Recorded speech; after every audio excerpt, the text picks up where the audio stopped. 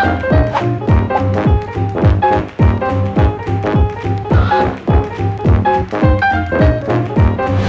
pessoal, meu nome é Ana Beatriz e faço parte da comissão organizadora do Dose Behaviorista. Esse projeto nasceu do desejo da comissão da JAC-FSCar de continuar disseminando conhecimento e propondo debate sobre análise do comportamento, mesmo que de forma remota, já que o nosso evento não vai poder acontecer nos moldes tradicionais. Hoje, nós damos início a uma série de 4 vídeos sobre ensino remoto. Nesse primeiro vídeo, a gente vai conversar sobre quais seriam os contextos e os processos ideais para esse tipo de ensino. Se interessou? Então venham ouvir um pouquinho mais com os nossos especialistas. Olá pessoal, eu sou o Gustavo, eu sou da equipe da JAC-FSCar e vou mediar hoje o debate entre a Aline e o Helder, né, que a gente vai falar um pouco sobre os desafios do ensino remoto. Vou começar pedindo para a Aline se apresentar, contar um pouco quem ela é, e em seguida o Helder. Boa tarde. Eu queria agradecer o convite da Jaque, de todos vocês aí, de estar participando aqui desse momento. Como ele falou, meu nome é Aline Beckman Menezes.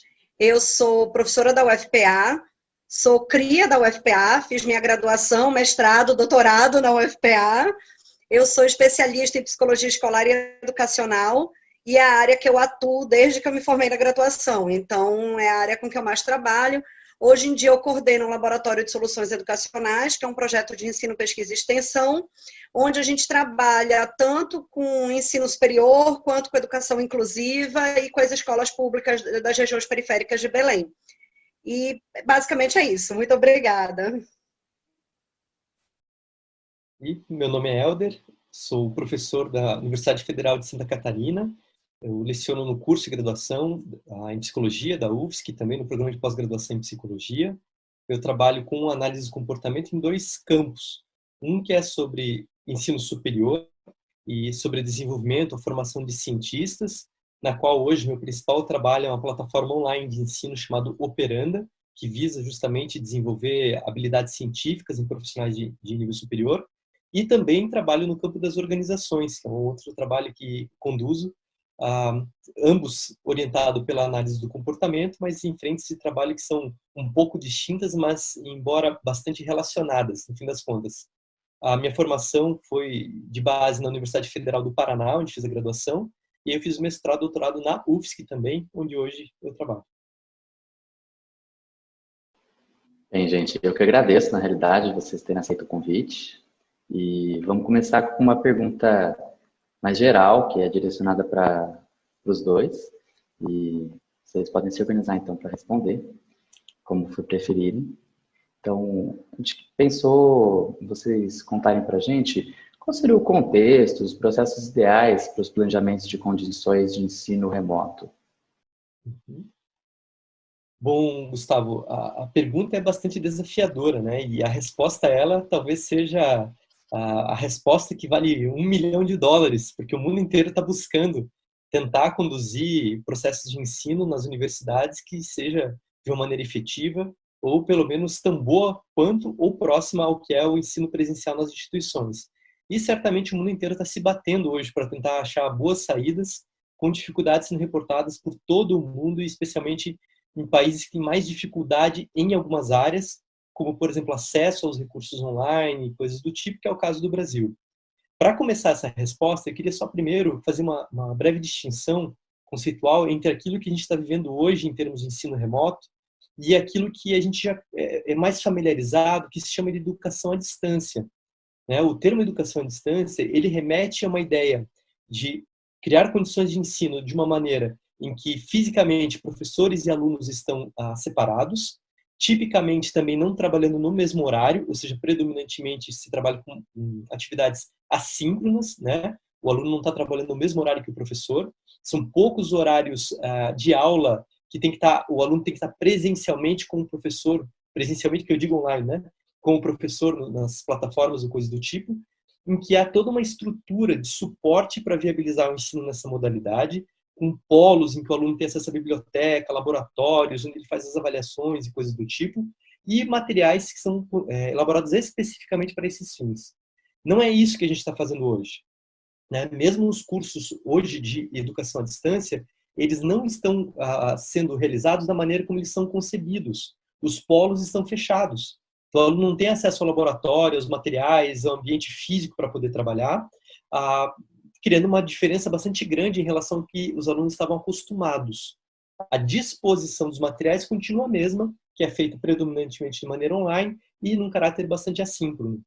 Nesse sentido, o que a gente tem vivido hoje nas universidades não se assemelha às experiências conhecidas de educação à distância, mas têm sido nomeados, a partir de março desse ano, como ensino remoto. Para quem é veterano de guerra em estudar educação, ensino superior, esse termo ensino remoto surgiu e causou um enorme estranhamento, porque ele não é um termo que aparece na literatura antes dessa pandemia da Covid-19. Então, ele foi um termo cunhado num artigo publicado num periódico na área de ensino superior e rapidamente disseminou pelo mundo, no qual os autores justamente fazem essa distinção, que o que está acontecendo agora é uma tentativa de transpor o ensino de natureza presencial para plataformas online aos trancos e barrancos, com os repertórios existentes dos professores, dos alunos, nas condições que a gente tem. Então, assim, essa tentativa, esses autores rapidamente indicaram, olha, não comparem ou não tornem equivalente o que está sendo feito agora com a educação à distância, porque são outras bases, outros princípios de funcionamento. Então, a gente está vivendo essa ideia de ensino remoto, esse termo recentemente cunhado, né? E é isso que temos vivido em diferentes instituições pelo mundo inteiro. Não é uma exclusividade brasileira, exceto raros países, hoje estamos em meados de novembro, são raros os países que conseguiram voltar ao ensino presencial. É o exemplo da China, por exemplo, mas porque eles estão com um controle rigoroso sobre a pandemia e sem casos. Então, as pessoas já nem usam máscara mais. Mas teste e rastreio o tempo todo na população para viabilizar que as pessoas estejam nas instituições de ensino. No resto do mundo, como aqui no Brasil, não há condições sanitárias da gente querer voltar para o campus. Então, a gente continua nessa ideia de ensino remoto. Isso tende a perdurar por pelo menos mais 6 meses, com sorte, né? Porque talvez até a população ter acesso a vacinas e ter um número suficientemente grande de pessoas vacinadas para viabilizar o retorno à presencialidade, a tendência é que isso ainda leve um bom tempo. E aí agora vem o desafio. O que a gente faz nessa condição, né? A pergunta de vocês, que é como planejar o ensino nessa modalidade. Eu tenho dito de maneira bastante insistente que os problemas atuais no ensino remoto, eles não são novos. Nós estamos, nesse momento, reproduzindo os mesmos problemas do ensino presencial, mas agora de uma maneira em que exacerbou os problemas que já existiam. Por que eu estou falando isso? Porque, predominantemente, o ensino nas universidades ainda hoje, ele se dá de maneira bastante conteudista. Os cursos são projetados, embora a gente tenha diretrizes que orientam para a ideia de competências, eles são projetados em cima de conteúdos. O critério de organização curricular, a maneira como professores compreendem a forma de ensinar, predominantemente com aulas expositivas. Aluno lê aula expositiva e faz prova. Esse é o modelo padrão de aula ainda nas universidades. Isso vai na contramão do que qualquer teoria psicológica ou da psicologia para a educação, ou teoria na educação, pelo menos nos últimos 70 anos, indica que seria o que precisa ser feito.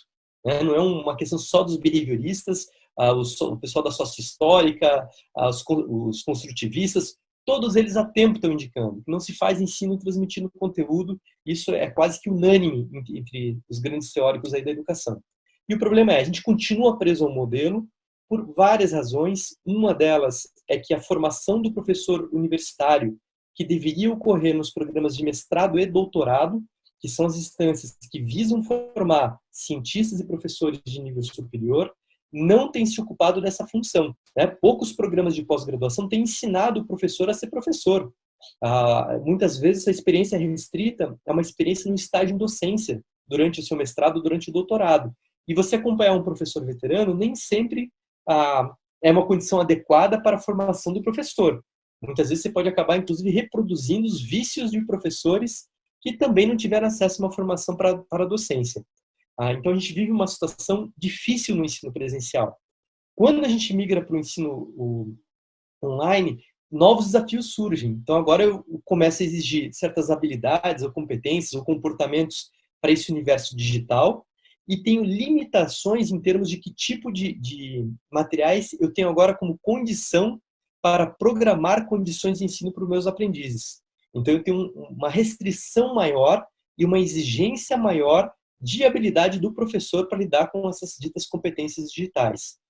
Esse é um componente do problema, é uma parte do problema, é o que está em grande discussão hoje, né? Então, começou uma correria de professor aprender a usar Moodle, aprender a usar o Zoom, o Google Meet, esses recursos, essas plataformas, para tentar viabilizar a aula. O que passou a acontecer predominantemente? A reprodução das aulas expositivas do ensino presencial para o contexto agora online. Ou seja, aquilo que não estava bom no ensino presencial, agora só está no contexto online. E certamente, entre ter uma aula presencial expositiva e uma aula online, na aula online nós temos mais limitações, ou seja, foi precarizada a condição de ensino. Não dá para dizer que está exatamente igual. Né? A gente pode ter algumas vantagens, pode dizer que isso pode ser gravado, o aluno pode ver quantas vezes quiser e tudo mais, que é ótimo, com um benefício, inclusive. Mas, em geral, a condição não é tão boa quanto no presencial. Agora, o que seriam os problemas que, em geral, não se tem discutido nesse contexto de pandemia? Que é discutir justamente o que é planejar ensino, programar condições para desenvolver comportamentos ou programar condições para desenvolver aprendizagens. Isso envolve uma série de coisas, entre elas, ter clareza sobre os objetivos de aprendizagem, o que o aluno tem que ser capaz de fazer após a disciplina, ter clareza sobre o repertório de entrada dos aprendizes, o que os alunos já sabem quando chegam aqui nessa disciplina, ter clareza sobre as características do aprendiz, para além do que ele já sabe ou não, mas coisas que funcionam bem com essa turma, com esses alunos e coisas do tipo, ter clareza sobre os recursos que eu tenho para ensinar, para, com base nisso, agora eu planejar o que eu vou fazer com uma atividade de ensino. E o incrível é que, se você tem clareza sobre o que os alunos têm que aprender, quais são os objetivos de aprendizagem relevantes, tem clareza sobre o perfil do teu aprendiz, o repertório dele, e sobre os recursos que você tem, tipicamente uma aula não será uma aula expositiva. Você até pode gravar um vídeo ou falar para os alunos alguma coisa como parte da condição para desenvolver novas aprendizagens, mas tipicamente vai envolver a realização de outras atividades. Que aí temos uma especialista aqui no debate, que é a Aline, para discutir, por exemplo, a ideia de metodologias ativas. O aluno aprende o que o aluno faz. Se o aluno só ouve o professor falando, o que ele aprende daquilo lá? Que repertórios estão sendo desenvolvidos e fortalecidos neste contexto de ensino? Ou seja, minimamente para programar ensino, eu preciso levar em consideração objetivos, perfilzão do aprendiz e seu repertório e condições que eu tenho para ensinar. As condições mudaram, mas objetivos de aprendizagem, perfil do aprendiz continua o mesmo. Mas eu vou insistir a pergunta: o quanto no ensino presencial isso já estava sendo levado em consideração para programar boas condições de ensino? Né? Se a gente não está levando isso em consideração agora no contexto online, creio que a tendência é a gente precarizar as condições de ensino no lugar de avaliar o que é possível ser feito por meio de sistemas ou plataformas e recursos online para viabilizar o desenvolvimento de aprendizagens ou de comportamento. Então, enfim, tudo aquilo que na área de programação de ensino se prevê como importante para ensinar, continua valendo. O que mudou um pouco são os recursos, condições das pessoas poderem ensinar e aprender. Mas se você não entende esse conjunto todo do que envolve programação de ensino, fica muito difícil a gente pensar um ensino remoto de qualidade e que vale a pena para os estudantes e para professores. Ouvindo o Helder falar aí, eu estava aqui pensando, né? Primeiro, eu concordo 100% com tudo que o Helder falou, né? Ele tem se dedicado, se ele já estudava isso antes, agora com a pandemia, o Helder tem se dedicado profundamente nessa temática, então é muito interessante te ouvir falar, Helder. E eu te ouvindo falar, eu estava lembrando de uma discussão muito recorrente que tem na área também, sobre a própria terminologia, de tecnologia educacional e de tecnologia de ensino, que no cotidiano, no senso comum, isso é muito confundido com aparatos tecnológicos.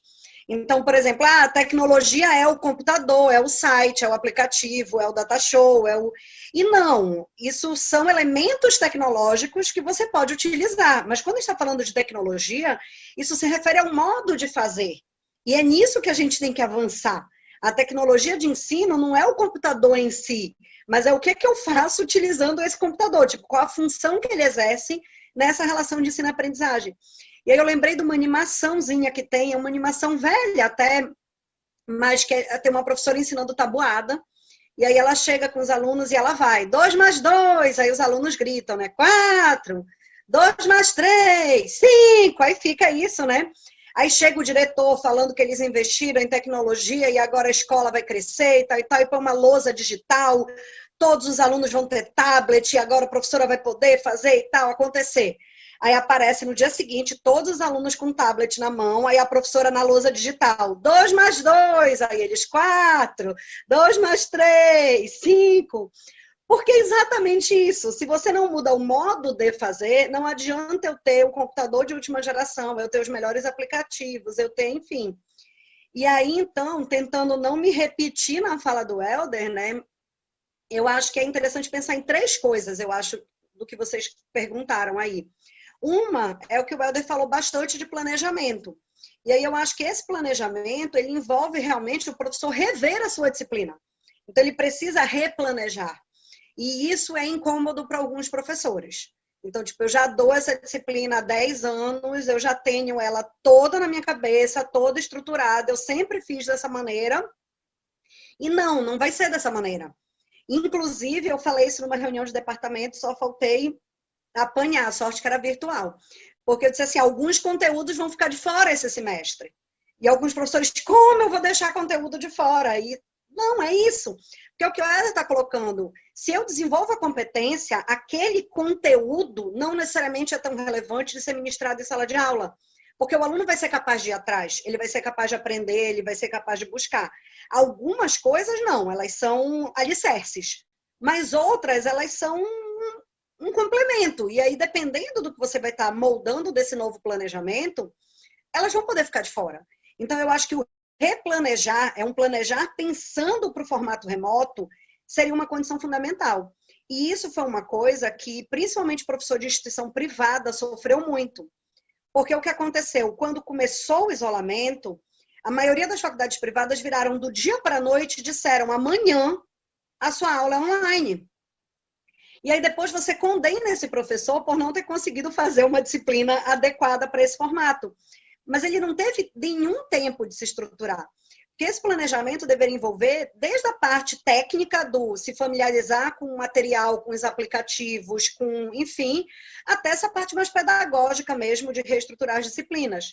E mesmo assim, algumas públicas, com o tempo que tiveram para isso, nem todas investiram nisso.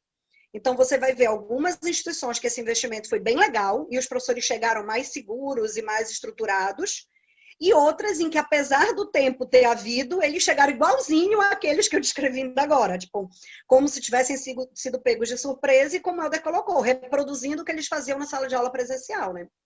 O segundo ponto que eu acho importante de destacar é do ponto de vista cultural, que é pensando mesmo na ideia da cultura como uma contingência para o comportamento coletivo, né? Então, o comportamento de um afetando o outro. Por quê? Porque também não adianta, quando a gente está falando de um curso de nível superior, por exemplo, eu ter um professor que compreende essas coisas que a gente está falando. Porque o aluno não está sendo exposto só àquela disciplina e a esse professor. Ele está sendo exposto a um semestre, com várias disciplinas e com vários professores. E se um tiver um formato que pensa atividades assíncronas, que trabalha dessa maneira e tal, mas os outros estão com formato expositivo, você não tem uma questão de criar a cultura do que deveria ser o ensino remoto. E isso gera uma série de choques, de dificuldade de adaptação, de conflito entre os professores, de sobrecarga nos alunos. Então, essa questão cultural ela também é muito importante, que o curso deveria debater os paradigmas educacionais que vão estar norteando as decisões da construção desse semestre e assim por diante. E o terceiro ponto que eu acho fundamental é a gente lembrar que os alunos, se numa aula, foi o que o Helder colocou, isso eu acho que é mantra, a gente está reproduzindo problemas que já existiam nas aulas presenciais, eu concordo plenamente com ele. Então, isso que eu vou falar agora já era importante no presencial, agora se tornou mais ainda, que é o quê? Lembrar que a realidade dos alunos é diferente. Os alunos não estão vivendo as mesmas coisas. Então, se numa sala de aula presencial isso já faz diferença, porque eu tenho um aluno que é super dedicado, mas é tímido, e naquela atividade de sala de aula que demanda que ele fale, ele não vai sair tão bem quanto um outro que às vezes nem estudou em casa, mas ele tem uma habilidade maior social e ele se expressa bem. Então, se eu já tenho isso no presencial, no online, eu vou ter outros aspectos dessa diferença que vão ser muito importantes de entrarem no planejamento. Desde questões socioeconômicas, então eu tenho aluno que não assiste a aula porque a internet dele não dá conta, ou porque tem um computador na casa e é dividido por 3, 4 pessoas. Então, quanto mais a atividade é síncrona, como o Helder estava falando, que demanda um horário específico, pior vai ser para esse aluno, porque ele precisa garantir que a internet, o computador, tudo esteja disponível e funcionando naquele horário específico para poder participar. Se o professor não conhece a realidade dos seus alunos, ele tem um risco de criar demandas que não sejam factíveis e de ser extremamente injusto com os alunos. Eu já ouvi relato de professor avaliando como se aluno fosse negligente, desinteressado, e quando você vai ver, são questões estruturais que estão ali por trás, que estão dificultando a participação. Ainda mais nesse momento de pandemia. Às vezes ele está cuidando de um idoso, está cuidando de uma pessoa doente, ele mesmo adoece, então tem todos esses fatores. E junto com isso, ainda tem os alunos que têm deficiência, que a gente também não pode esquecer que eles vão ter demandas muito específicas. Então, a gente tem que pensar, tipo, será que o professor está atento a isso? E uma coisa que eu sempre faço a ressalva, quem já me ouviu falar, já deve ter me ouvido falar essa frase milhões de vezes, é: o diagnóstico não define a pessoa. Então, não adianta eu virar aqui para vocês e dizer assim, como dar aula para o aluno cego? Não existe isso. Eu tenho que saber a demanda do Joãozinho, a demanda da Mariazinha. Porque mesmo que os dois tenham a mesma paralisia cerebral, o mesmo diagnóstico de cegueira, né, ou de baixa visão, por exemplo, os dois sejam surdos e assim por diante, vão ter uma série de repertórios bases, de características de nível fisiológico e comportamental que vão ser diferentes deles e que o professor precisa conhecer para adequar o seu planejamento para a realidade desse aluno. Em alguns casos, quando a gente está falando de deficiência física, por exemplo, a própria questão postural para o aluno dar conta de muito tempo na frente do computador chega a ser uma agressão, porque ele pode ter dores, ele pode ter comprometimento do organismo dele. Então, tudo isso tem que entrar no planejamento. Quanto tempo eu estou obrigando esse aluno a ficar sentado olhando para o computador? Se é um aluno surdo, eu tenho que pensar, o aplicativo que eu uso para minha aula é um aplicativo que tem o closed caption, ele legenda o que está sendo falado ou não? Se eu estou falando de um aluno cego, eu estou focando minha aula só nos recursos visuais, enfim, eu vou ter que pensar em vários elementos e o ideal é eu conhecer a realidade daquele aluno em particular para poder planejar a minha aula, as atividades, o tempo que ele vai ter para resolver as atividades e, enfim, tudo que for passado para ele, para eu poder respeitar essas particularidades. Então, eu acho que isso é uma tecla que o Skinner já batia lá na metade do século passado, e que eu acho que agora está saltando aos olhos mais do que nunca, que é a importância da individualização do ensino. Se isso já é algo que a análise do comportamento luta e defende há tanto tempo, agora é mais do que nunca, porque cada um está matando um leão por dia dentro de casa. E se o professor não estiver atento a isso, ele vai fazer o ensino, que já é muitas vezes desigual, se tornar ainda mais injusto. Então, eu acho que o planejamento precisa perpassar esse tipo de discussão também, né? Vocês me permitem... Nossa, adorei tua fala, Aline. E uma coisa que me marca muito nesse momento, assim, quando a gente fala que é um problema, o repertório dos professores e tudo mais, eu acho que de maneira alguma a gente pode culpar os professores por isso. Nós vivemos uma questão assim que, de fato, é cultural em termos de formação de professores há décadas no país, que é um problema. E o que me deixa muito triste é que hoje, em função desses ranços de como nossa formação ela acontece, e também imagino que pela sobrecarga de atividades, e em especial atividades burocráticas na universidade, simplesmente o que aconteceu é que a grande parte dos professores perdeu a vontade ou a oportunidade de sonhar. A gente parou de sonhar sobre as possibilidades de transformar o ensino em algo melhor. A gente reproduz os modelos o tempo todo. Muitos professores com quem tenho conversado nesse tempo de pandemia, eles trazem queixas do tipo, mas eu tenho que fazer atividade 5 no horário da aula certinha, muito tempo para os alunos, mas tem que fazer para cumprir o requisito. Quem disse que tem que ser o horário da atividade síncrona daquele jeito? É um absurdo instituições estarem coagindo professores a fazerem uma coisa dessa. É contraproducente, não ajuda ninguém, não ajuda o professor, aluno, a instituição, nem coisa nenhuma. tem instituições que estão ditando normas de funcionamento que vão na contramão do que seria bom para ensinar, assim como tem instituições que não estão ditando tanto essas normas, mas que professores têm tacitamente algumas regras de que isso tem que ser assim, né? Tem casos, por exemplo, de professor que abre a aula síncrona no horário da aula, fala para os alunos, façam o exercício que eu mandei lá para vocês, estou disponível para tirar dúvidas se vocês precisarem. E obriga os alunos a estarem conectados no horário de aula para ganhar presença no final do período. Gente, não tem cabimento um troço desse. Mas são práticas que têm sido reproduzidas. E aí eu estou indicando essa ideia de quando será que nós, professores, perdemos a capacidade de sonhar sobre uma educação melhor, olhando para a nossa própria história. Se a gente parar para pensar o que foi o PSI, o Sistema de Ensino Personalizado, que o Keller, Carolina Bori, Rodolfo Aze e Sherman construíram na década de 60, eles estavam preocupados em fazer um ensino mais efetivo. Fizeram um sistema todo que ainda hoje é considerado como um dos melhores sistemas de ensino com base em evidências na história da educação. Nem na análise do comportamento a gente usa mais isso. É um sistema que é personalizado, que possibilitaria para os alunos trabalharem mais de maneira assíncrona, que é bem compatível com as necessidades ou possibilidades do mundo online e tudo mais, e nem na própria área em que isso foi desenvolvido se usa mais. E veja, eu não quero nem fazer campanha para o pessoal usar o PSI.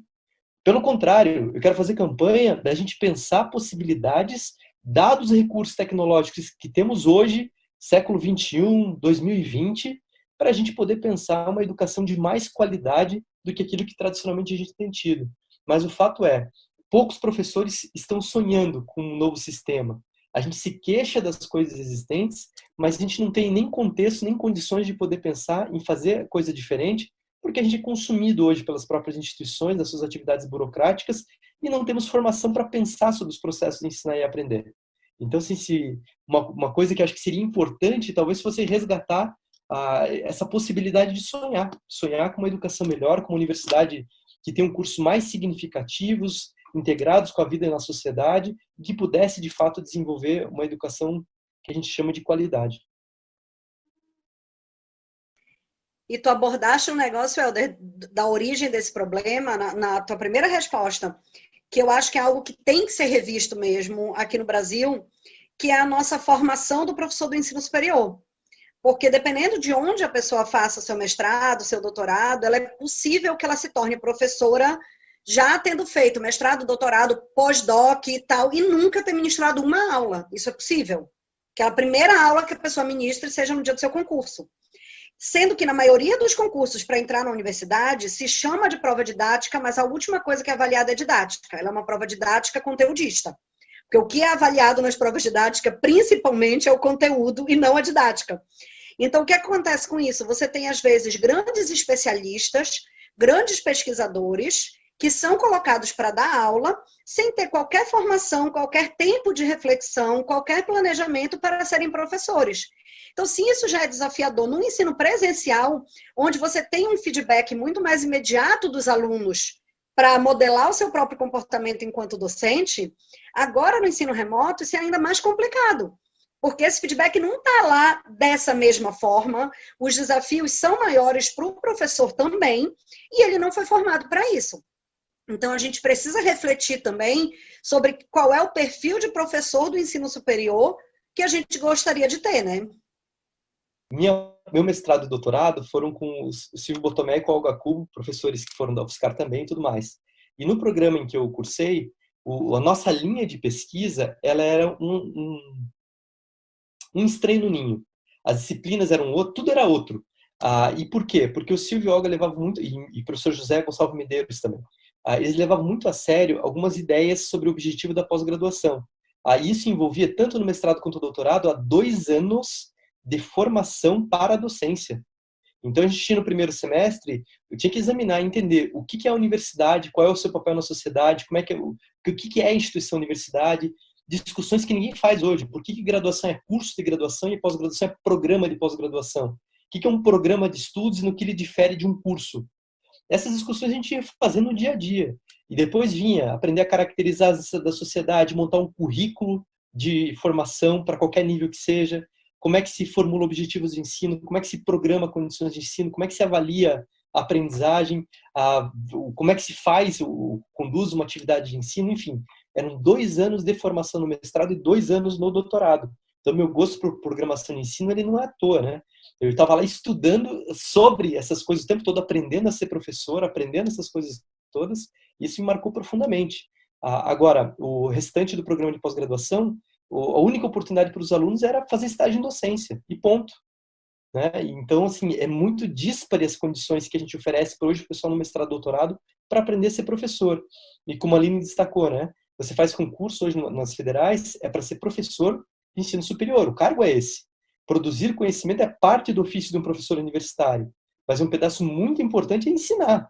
E aí, se a gente não aprende a ensinar, às vezes a gente tem lá grandes especialistas, excelentes naquilo que fazem, grandes pesquisadores, mas que em sala de aula tem muita dificuldade para poder ajudar as pessoas a desenvolverem repertório nos seus cursos de formação. Né? Esse é um problema crônico no Brasil de muito tempo, de muitas décadas já. E aí, gostou? Então não deixe de ver nosso próximo vídeo sobre métodos avaliativos no ensino remoto. E também deixe seu like, comenta aqui embaixo e se inscreva no nosso canal.